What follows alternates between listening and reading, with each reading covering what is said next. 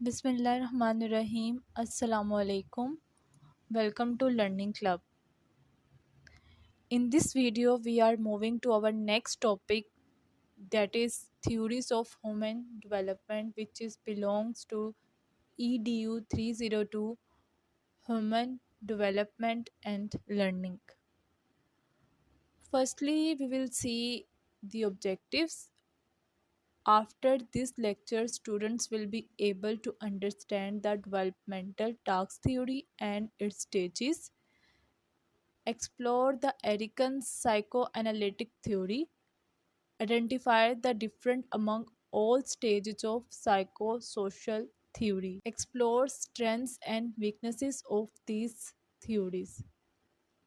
So, firstly, we'll start our first topic, that is developmental task theory का credit जो जाता है वो जाता है हैवी ग्रस्ट को जाता है, जिन्होंने इस कॉन्सेप्ट को सबसे एक्सट्रीम तरीके से और इंतहाई तफसील के साथ इन्होंने एक्सप्लेन किया। और इसका सबसे अहम दावा ये है कि human development through out the entire life span रहती है, क्योंकि उसका दौरानिया कभी ख़त्म नहीं होता, उसका फेस चेंज हो जाता है और ये डिफरेंट स्टेजेस में डिफरेंट होता है। इस थ्योरी के अकॉर्डिंग हर स्टेज में पर्टिकुलर टाइम होता है जिसमें पर्सन को मुख्तलिफ माली, समाजी, जिस्मानी और ज़हनी तौर पे उसको क्या करना पड़ता है, अपनी ज़रूरियात का सामना करना पड़ता है। ये नीड्स तब पूरी होती हैं जब वो पर्सन अपनी सलाहियतों को इस्तेमाल करते हुए इश्यूज़ को सॉल्व करता है, उनका हल निकालता है। जैसे कि आप देखते हैं कि जो बच्चे होते हैं उन्हें एजुकेशन हासिल करने की कितनी ज़रूरत होती है। फिर जब वही बच्चे यंगस्टर हो जाते हैं, उनकी नीड्स डिफरेंट हो जाती है, उनकी रिस्पॉन्सिबिलिटी बढ़ जाती है, और जब वो ओल्ड एज को पहुंचते हैं तो उनकी प्रायोरिटी क्या होती है कि अपनी सेहत का ख्याल रखें, उनकी इज्तिमाई ज़रूरियात क्या है उसको पूरा करें। इस तरह से हैवी गेस्ट का जो नज़रिया था, इसका नज़रिया ये समझाता है कि हमारी डेवलपमेंट एक रेंज और कंटिन्यू प्रोसेस है जो मुख्तलिफ दौरे ज़िंदगी में होता है, और हर एक स्टेज में डिफरेंट नीड्स होती हैं जो हर पर्सन को पूरी करनी होती है। नेक्स्ट है डेवलपमेंटल टास्क थ्योरी। इस कॉन्सेप्ट के अकॉर्डिंग हर इंसान में क्या होता है, वो प्राइड फील करता है, उसके अंदर सेटिस्फेक्शन आ जाती है, वो टास्क को कंप्लीट करता है। अगर वो किसी टास्क को ठीक से कंप्लीट कर लेता है तो उसे खुशी होती है, वो हैप्पी हो जाता है, उसकी सोसाइटी उसको अप्रिशिएट करती है, उसकी तारीफ़ करती है, और उसको इससे क्या होता है कि उसको हिम्मत मिलती है, इंकरेज होता है कि उसने मज़ीद इम्प्रूवमेंट करनी है या मज़ीद टास्क को उसने कंप्लीट करना है, वो अपने आप को मज़ीद कामयाब बनाने के लिए कोशिशें करता रहता है। कन्वर्सली अगर देखा जाए, अगर किसी टास्क में उसे कामयाबी नहीं होती तो वो क्या होता है, डिसहार्ट हो जाता है, अनहैप्पी हो जाता है, दुखी हो जाता है, और सोसाइटी में उसकी तारीफ़ भी नहीं होती। जब सोसाइटी उसे अप्रिशिएट ही नहीं करती तो उसमें क्या हो जाता है, उसके अंदर लक ऑफ कॉन्फिडेंस आ जाता है, उससे आगे के टास्क उसे परफॉर्म करने में डिफ़िकल्टीज फेस करनी पड़ती है।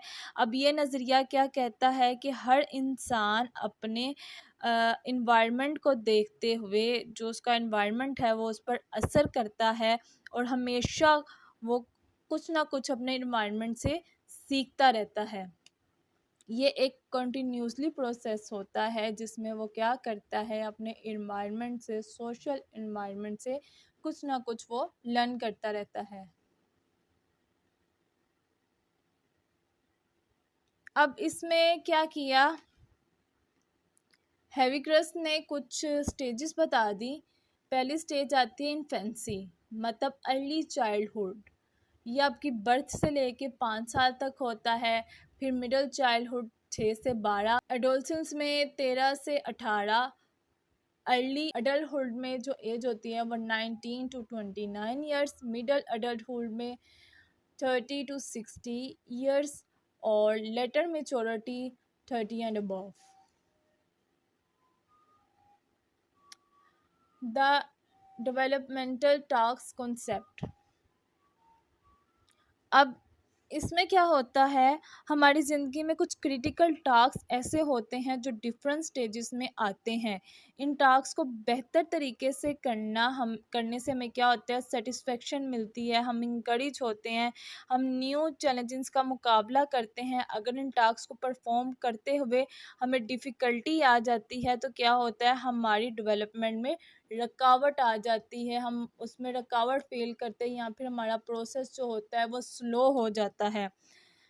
तो रॉबर्ट हेविगस ने क्या कहा कि हमारी ज़िंदगी की मुख्तलिफ स्टेजेस में होने वाली ज़रूरी डेवलपमेंट टास्क को आइडेंटिफाई इसने किया। हालांकि इन टास्क की समझ और उनका मेयार सालों के साथ बदलते रहते हैं, लेकिन हेविगस के नज़रिए के मुताबिक हमारी डेवलपमेंट पूरी ज़िंदगी चलती रहती है, ये प्रोसेस नहीं रुकता। हेविगस का कहना है कि डेवलपमेंट की खसूसियात वो काम होते हैं जो हमारी ज़िंदगी में किसी ख़ास दौर में आते हैं। अगर हम उन कामों को ठीक तरीके से नहीं करते या फिर अगर ठीक तरीके से करते हैं तो वही बात कि हम हैप्पी होते हैं, हमें सक्सेस मिलती है, हमारी जो परफॉर्मेंस होती है वो बेहतर होती है और आने वाले टास्क को भी हम आसान तरीके से कर सकते हैं। लेकिन अगर इन कामों में कामयाबी नहीं मिलती तो हम अनहैप्पी हो जाते हैं, हम कमज़ोर फ़ील करते हैं, हम क्या करते हैं, सोसाइटी में हमें डिफ़िकल्टीज़ होती है अपने टास्क को कंप्लीट करने के लिए। इसी तरह से हेविगस ने इसको 3 ग्रुप में डिवाइड किया। इसकी आइडेंटिफिकेशन किस तरह से की उसको देख लेते हैं। सबसे पहले वो कहता है कि task that arise from physical maturation. Physical maturation for example इसमें आप क्या सीखते हो, लर्निंग आपकी होती है कि आपने वॉक कैसे करना है, टॉक कैसे करना है, आपका बिहेवियर कैसा होना चाहिए opposite the gender during adolescence, कि आप जब 9 उम्र की एज होती है आपने किस तरह से अपने ऑपोजिट जेंडर से बात करनी है, कैसा बिहेव रखना है, आपकी बायोलॉजिकल डेवलपमेंट होती है। नेक्स्ट आ जाता है task that perform personal sources, जैसे शख्सियात की तब्दीलियों से पैदा होने वाले काम जिसमें पर्सन अपनी पर्सनल वैल्यू और एस्पिरेशन मकासद का इजहार करता है, और जैसे कि वो ख़ास किसी जॉब की तलाश करता है, उसको अपनी स्किल्स को डेवलप करता है, वो ख़ुद को पहचानता है। नेक्स्ट आता है task that have their source in the pressure of society. अब प्रेशर ऑफ सोसाइटी क्या होता है कि आपने पढ़ना है, लिखना है, आपकी क्या रिस्पॉन्सिबिलिटी है, एक सिटीज़न होने की हैसियत से आपको क्या अपनी रिस्पॉन्सिबिलिटी निभानी चाहिए, ये सारी चीज़ें इसमें आ जाती हैं। अब उसने जो फर्स्ट स्टेज डिफ़ाइन की थी इन्फेंसी की, अर्ली चाइल्डहुड, ये आपकी बर्थ से लेके 5 साल तक होता है। इसमें आप क्या करते हो कि आप सीखते हो कि आपको सॉलिड फूड किस तरह से खाने हैं। लाइक पहले आप स्टार्ट करते हो बिल्कुल सॉफ्ट फूड से और देन आप सॉलिड फूड किस तरह से खाते हो, लाइक रोटी हो गई, सालन हो गया, आपने किस तरह से उसको खाना है, चबाना किस तरह से है। आप लर्न करते हो how to walk, how to talk, control करते हो अपने जो आपके जो बॉडी के वेस्ट मटेरियल होते हैं ना, उसको उस पे कंट्रोल अबूर आ जाता है, ठीक है। लर्निंग जेंडर डिफरेंसेस, आपको पता चलता है जेंडर में क्या डिफरेंस है, फीमेल और मेल में, मैस्कुलाइन और फेमाइन में आपको पता चलता है क्या डिफरेंस है। उसके अलावा आप लैंग्वेज को लर्न करते हैं कि आपको सोशल आपकी कम्युनिकेशन कैसी होती है फ़िज़िकल रियलिटी को देखते हुए, और आप में ये भी एबिलिटी आती है कि आप रीड भी कर सकते हैं। मिडल चाइल्डहुड, इसकी एज होती है 6 to 12 ईयर्स। इसमें आपकी फ़िज़िकल ग्रोथ होती है, आप ऑर्डिनरी गेम्स खेलते हो, आपकी डेवलपमेंट होती है, आपका attitude towards the one self, आपका एटीट्यूड चेंज होता है, आप लर्न करते हो कि आपने दोस्तों के साथ कैसे रहना है, या फिर आप अकेले कैसे रह सकते हो, ये भी आप इसी एज में सीखते हो। उसके अलावा आप फीमेल मेल में डिफरेंस का आपको पता चलता है, आपका फंडामेंटल आपकी जो स्किल्स है, जो बुनियादी आपकी स्किल्स है वो डेवलप होती है। आप रीडिंग करते हो, राइटिंग करते हो, आप कैलकुलेशन करते हो, मैथ्स करते हो, और उसके अलावा आप में डेवलपिंग होता है कॉन्सेप्ट की नेसेसरी चीज़ें क्या हैं लिविंग के लिए। उसके अलावा आप में मोडालिटी आ जाती है, स्केल ऑफ वैल्यूज़ आ जाता है, achieving personal independence, develop attitude आपका डेवलप होता है towards social groups and institutes. मतलब आपको गुस्सा, आपके इमोशंस जो है वो चेंज होना शुरू हो जाते हैं, फीलिंग्स आपकी डेवलप होना शुरू हो जाती हैं। नेक्स्ट आता है एडोलसेंस। इस एज में क्या होता है, 13 to 18 से एज होती है, 9 उम्र की एज होती है, जिसमें आप यूँ कह लें कि आप अपने यंग एज की तरफ चले जाते हैं। 9 उम्र आपकी होती है। इसमें क्या होता है कि achieving new and more mature relationships आप बनाते हैं अपने दोस्तों के साथ, या फिर अपने ही जैसे आप फ्रेंड्स बनाते हैं, या फिर आप यूँ कह लें कि आप जो है वो ऑपोजिट जेंडर के साथ फ्रेंडशिप को आप रिलेशनशिप में हो जाते हैं। इसके अलावा आप में क्या आता है कि आप अचीविंग, इसमें क्या होता है, achieving new and more mature relation with age mates. आप अपने दोस्तों के साथ अपने तरह के दोस्त बनाते हैं, आप में मिच्योरिटी आना शुरू हो जाती है। आपको पता चलता है कि फ़ीमेल का हमारी सोसाइटी में क्या रोल है और मेल का हमारी सोसाइटी में क्या रोल है। इसी तरह से आपके इमोशंस चेंज होते हैं अपने पेरेंट्स के बारे में, अपने जो दूसरे एडल्ट हैं उनके बारे में। आप फिर जैसे जैसे बड़े होते हो अपने आप को तैयार करते हो कि मैरिज के लिए आप तैयार करते हो, फैमिली के लिए प्रिपेयर होना अपने आप को स्टार्ट करते हो, अपना कैरियर बनाते हो। यही वो एज होती है जिसमें आप अपनी थिंकिंग लेवल को चेंज करते हो, आप में एथिकल सिस्टम आ जाता है, आपकी डेवलपमेंट होती है, आप में आइडियोलॉजी डेवलप होती है, आपकी डिज़ायर, आप क्या अचीव करना चाहते हो, आपकी रिस्पॉन्सिबिलिटी क्या है, आपका बिहेवियर क्या है, वो सारी चीज़ें आपकी एज 13 to 18 ईयर्स में कवर अप होती हैं। नेक्स्ट एज आ जाती है अर्ली एडल्टहुड, 19 to 29, जिसमें आप सेलेक्ट कर लेते हो अपने पार्टनर को, ठीक है। उसके अलावा आपको पता, आप ये लर्न करते हो कि आपने किस तरह से रहना है with a marriage partner, start family, rearing children, managing a home, किस तरह से आपने होम को मैनेज करना है, ऑक्यूपेशन क्या है, फिर आपने अपनी रिस्पॉन्सिबिलिटी आप लेना शुरू कर देते हो, सोशल ग्रुप आप किस तरह से लेके चलते हो, आपको अपनी जिम्मेदारियों का पता चल जाता है।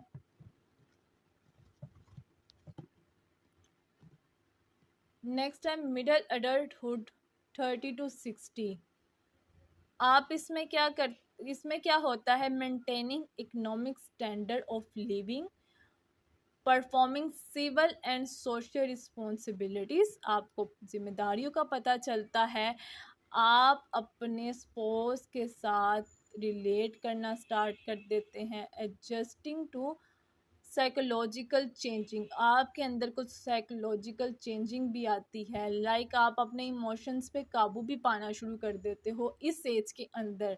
आप बिल्कुल भी, वो कहते हैं ना गुस्सा आ जाना फ़ौरन से नहीं निकालते, वो चीज़ आप ज़रा कंट्रोल उस पर आ जाता है, और हर चीज़ को आप ज़रा टेक्निकली वे से सोचना स्टार्ट करते हैं, मैच्योरेशंस बढ़ जाती है। नेक्स्ट है लेटर मेच्योरिटी, ये एज 60 एंड अबव होती है। इसमें क्या होता है कि आपका ज़्यादातर फोकस होता है कि आपको हेल्थ इशू ना हो, फिज़िकल स्ट्रेंथ आपकी अच्छी हो, आप अपने आप को एडजस्ट करते हैं रिटायरमेंट के लिए, आप सोशल मीटिंग्स अटेंड करते हैं, सिविल ऑब्लिगेशन उसमें होती है, फिर जस्ट इंसान अपने आप को करता है कि उसने डेथ की तरफ ही जाना है उसने, या फिर वो अपने स्पोर्स को लॉस कर देता है, कुछ ये भी उसके माइंड में चल रहा होता है। एप्लीकेशन ऑफ दिस थ्योरी, अब इस थ्योरी की एप्लीकेशन क्या है, हैविगस की थ्योरी ऑफ प्रिंसिपल आम लोगों के लिए समझने में आसान है और उसके अलावा ये बिल्कुल क्लियर है। इस थ्योरी का प्रिंसिपल नॉलेज की फील्ड में भी यूज़ होता है। उसके अलावा ये एजुकेटर और साइकोलॉजिस्ट पर पूरी दुनिया में अपना असर जमाती है। इस थ्योरी का आगाज़ हुआ था 1930s में, ये अब तक कंटिन्यूड है। आज भी इसके कॉन्सेप्ट पर बेस्ड बुक्स पब्लिश हो रही हैं जो कि मॉडर्न साइकोलॉजिस्ट के लिए बहुत ज़्यादा अहमियत का बायस होते हैं। वो बहुत सी हेल्प उनको मिलती है। कहते हैं कि सालों गुजर गए ओवर द ईयर्स, हैविगर्स के जो डेवलपमेंट की टास्क थ्योरी है उसको अभी तक मकबूलियत हासिल है। इसकी डेवलपमेंट की जो थ्योरी थी, डेवलपमेंटल टास्क थे, वो अभी भी यूज़ किए जाते हैं। जो और उसकी क्या थ्योरी थी कि हमारी जो डेवलपमेंट है थ्रू और इंटायर लाइफ स्पेन चलती रहती है। Next theory, the next topic is about Erikson. Erikson की हम थ्योरी देख लेते हैं, साइको एनालिटिक थ्योरी। अब इसने क्या कहा था, इसको ना, एरिकन थ्योरी को ना, जो इसको हम साइको सोशल स्टेज भी कहते हैं। इसमें क्या होता है, आपके स्ट्रेंथ और वीकनेस क्या होती है, ये देख लेते हैं। इसके थ्योरी के अकॉर्डिंग अप्रोक्सीमेट एजिस क्या होती हैं। उसने स्टार्ट किया था बिल्कुल इन्फेंट से, मतलब बिल्कुल स्टार्ट से 18 मंथ्स तक, जिसमें ट्रस्ट मिसट्रस्ट होता है। 18 मंथ्स से 3 ईयर्स तक autonomy versus shame and doubt. 3 to 5 years initiative versus guilt होता है। 5 to 13 years industry and inferiority। 13 to 21 years identity versus role confusion। 21 to 39 intimacy versus isolation। 40 to 65 generativity versus stagnation। 65 and older ego integrity versus despair। हम देख लेते हैं psycho social stages of personality development. अब इसमें 8 successive stages होती हैं। इसमें address किया जाता है bio social situational personal influence. इसमें क्राइसिस क्या आ जाते हैं, क्या चीज़ें आपको देखने को मिल जाती है। आपको एक्वायर होता है, स्ट्रेंथ की नीड होती है नेक्स्ट डेवलपमेंट स्टेज के लिए, आपको क्या प्रॉब्लम्स आती है, बेसिक स्ट्रेंथ्स में आ जाता है, मोटिवेटिंग करेक्टरिस्टिक्स आ जाती हैं, belief that derive from successful resolution of crisis in each states. First stage को देख लेते हैं, जिसमें बर्थ होती है, एज आपकी 1 होती है या उससे लेस होती है, टोटली आप डिपेंड करते हो दूसरों पे। केयर गिवर आपको दिया जाता है, लाइक आपके पेरेंट्स आपकी केयर करते हैं, क्योंकि एक बच्चे की डेवलपमेंट स्टार्ट हो रही होती है ना, तो आपको फुल केयर गिवर आपके पास मौजूद होता है और पूरी आपकी डेवलपमेंट हो रही होती है। आप मिसट्रस्ट नहीं किया जा सकता। इसकी बेसिक स्ट्रेंथ है होप। आपको बिलीफ और डिज़ायर विल बी सेटिस्फाई। इसमें क्या होता है कि हमारे बिलीव्स, हमारे डिज़ायर्स सेटिस्फाई होंगे, feelings of confidence. Next stage autonomy versus shame and doubt. इसमें चाइल्डेबल होता है कि वो कुछ एक्सरसाइज करता है, लाइक क्रॉलिंग कर ली, कुछ जंपिंग स्टार्ट कर दी। इसमें उसकी डेवलपमेंट स्टार्ट होती है, वो शाय फील करना स्टार्ट कर देता है, फीलिंग्स डेवलप होती है, सेल्फ डाउट आता है। बेसिक स्ट्रेंथ इसमें विल होती है, विल पावर इसमें डेवलप होती है, लाइक उसमें डिटर्मिनेशन आती है। एक्सरसाइज आज़ादी के साथ वो एक्सरसाइज कर सकते हैं। अब आज़ादी के साथ एक्सरसाइज कर सके। अब एक्सरसाइज में क्या आ जाता है, लाइक उसने अगर खुशी का इजहार करा तो वो उछलना शुरू कर देता है, रोना आता है। तो जैसे आपने देखा होगा कि ज़मीन पे लेटियां लेने वाला हिसाब हो जाता है। वो क्या डिटरमाइन करता है, इन फेस ऑफ सोसाइटीज़ डिमांड, के सोसाइटी उससे क्या डिमांड करती है। अब सोसाइटी कैसे डिमांड करती है कि बच्चे को वो किस तरह से पुशअप करती है, कैसे वो बच्चा क्रॉल करना स्टार्ट करता है, फिर उसको चलाना सिखाना शुरू कर देते हैं। नेक्स्ट है स्टेज 3 में अब क्या होता है कि एक्सप्रेस होती है डिज़ायर एनिवेटेड इन एक्टिविटीज़। पेरेंट्स पनिश भी करते हैं बच्चों को, क्योंकि उनमें गिल्ट भी आना स्टार्ट हो जाता है, बच्चों को फील होना शुरू हो जाता है कि हाँ हमने गलती किया, हमें डांट भी पड़ेगी। वो शाय भी फील करते हैं, अब उनमें थोड़ा सा गिल्ट भी डेवलप हो गया है। अब इसकी बेसिक स्ट्रेंथ देख लेते हैं। पर्पस होता है courage to envision and pursue goals. Stage 4 में एजेस 6 to 11 चाइल्ड की डेवलपमेंट होती है, उसको पहचान होना स्टार्ट हो जाती है, कोग्निटिव एबिलिटी उसकी इन्हेंस होती है, वो स्कूल जाता है, काम करता है, खेलता है, पार्टिसिपेट करता है। Parents teacher do not support children's effects. Children develop feelings of inferiority and teachers और चिल्ड्रन बच्चों को इतना सपोर्ट, मतलब उनकी सपोर्ट के बगैर ही बच्चे जो है उनकी फीलिंग्स डेवलप हो रही होती है, एटिकेट्स उनमें आते जाते हैं। बेसिक स्ट्रेंथ इसमें होती है, कॉम्पिटेंस होती है। नेक्स्ट देख लेते हैं। अब स्टेज 1 to 4 में क्या कहा गया है कि largely determined by other, okay, parents and children, child develops a competent ego. Stage 5 to 8, individual has more control over environment. Individual responsibility for crisis resolution in each state and individual develops self realization। उसमें अब basic इसका निचोड़ क्या है कि आप early as में depend करते हो पेरेंट्स पे, अपने टीचर्स में। जब आप मज़ीद बड़े हो जाते हो, आप देखते हुए, माहौल को देखते हुए, आप अपनी रिस्पॉन्सिबिलिटी को समझते हो कि मुझे ख़ुद को क्या करना है। सेल्फ रियलाइजेशन आना स्टार्ट हो जाती है, अच्छे बुरे का आपको इसमें पता चलना स्टार्ट हो जाता है। नेक्स्ट आता है स्टेज 5 जो कि 12 to 18 है। इसमें आइडेंटिफिकेशन आपकी डेवलप होती है, सेल्फ इमेज एक बन जाता है ना। इसमें कन्फ्यूजन भी आप में, ईगो भी आपकी होती है, आप ईगो को आइडेंटिफाई करते हो, कन्फ्यूजन को आइडेंटिफाई करते हो। आप को सर्टन प्रॉब्लम्स का इसमें सामना करना पड़ जाता है, फेस करना पड़ जाता है। लाइक आप में कॉन्फिडेंस डेवलप भी होता है, आप में वीक पॉइंट भी देखने को मिल जाते हैं। इसकी बेसिक स्ट्रेंथ में आता है फिडेलिटी और फेथफुलनेस। नेक्स्ट देख लेते हैं। एज 18 to 35 अप्रोक्सीमेटली, इसमें आप अंडरटेक करते हो, प्रोडक्टिव काम करते हो, अपना वर्क करते हो, एक्स्टेब्लिश करते हो अपने रिलेशनशिप में बन जाते हो। Inability to establish intimacy lead to social isolation. Basic इसकी स्ट्रेंथ होती है, वो लव होती है। स्टेज 7 एज 35 to 55 अप्रोक्सीमेटली, इसमें क्या होता है कि आप दूसरों को गाइड करने की पावर आप में बढ़ जाती है। लाइक आप उनके टीचर एक तरह से बन जाते हो। आपने देखा होगा एज 35 to 55 वो लोगों को ज़्यादा एडवाइस ही कर रहे होते हैं, उनको बता रहे होते हैं, क्योंकि वो उनको एक एक्सपीरियंस मिल जाता है उनकी डेवलपमेंटल स्टेज में। वो हमसे सीनियर हो जाते हैं, हमें वो गाइड कर रहे होते हैं, ठीक है। और इसकी स्ट्रेंथ होती है बेसिकली केयर होती है,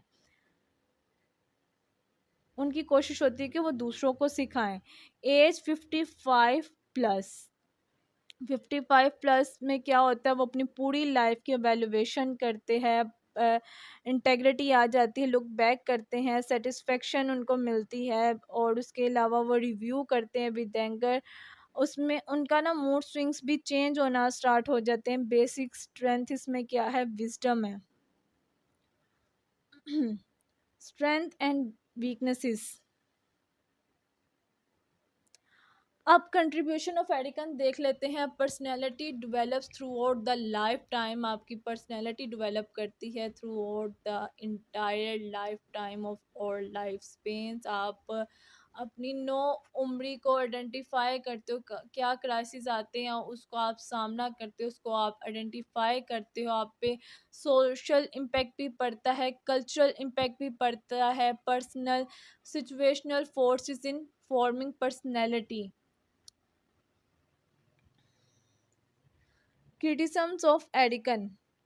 अब इसमें ऐसा होता है कि बोलने वाले अल्फाज जो होते हैं, कंफ्यूजिंग वर्ड्स आ जाते हैं, सही तरह से आप नहीं नाप सकते, कांट मेजर एक्यूरेटली, आपको समझाना मुश्किल हो जाता है, बहुत ही मुश्किल हो जाता है कि आप अपनी बात किसी को अंडरस्टैंड करवा सके। Applies only to men. अब ये क्या होता है कि मर्द के लिए ये लागू होता है, किस वक्त का तजुर्बा सिर्फ मर्दों के लिए होता है। स्टेजेस आपस में अलग होती हैं और इनकी एजेस के हिसाब से नहीं बताया जा सकता। अब हर दौर में, हर एज में डिफरेंट तजुर्बा आपका होता है, डिफरेंट आपकी डेवलपमेंट की स्टेज होती है। नेक्स्ट आ जाता है द ऑर्डर ऑफ स्टेजेस में not be same for every one.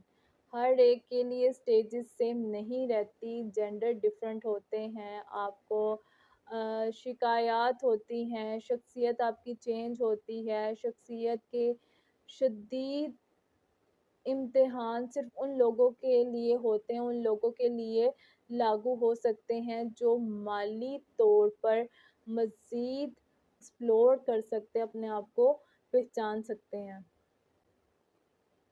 आज की वीडियो में बस इतना ही था। उम्मीद है आप को आज पसंद आई होगी। आने की सूरत में को सब्सक्राइब को लाइक करें और ज़्यादा से ज़्यादा शेयर करें।